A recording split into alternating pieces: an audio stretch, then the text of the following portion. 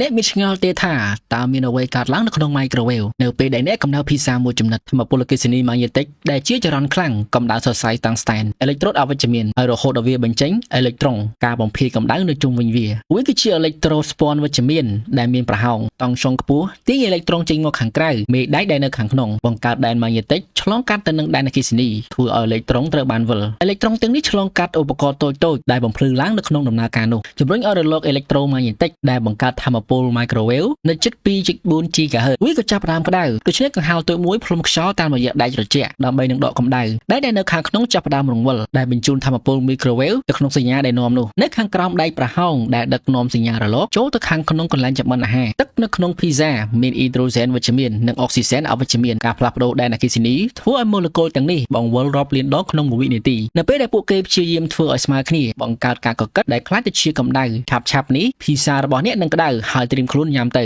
សម្រាប់បងប្អូននិស្សិតនិងវិស្វករអគ្គិសនីដែលមានបំណងចង់សិក្សាវគ្គ Design MEP អាចទំនាក់ទំនងមកកាន់សាលាឬក៏ Page ឯកទេសអគ្គិសនីដែលយើងមានកម្មវិធីសិក្សាដោយផ្ទាល់និងសិក្សាតាមវីដេអូដែលទំនាក់នៅក្នុង Telegram ផងដែរ Follow for more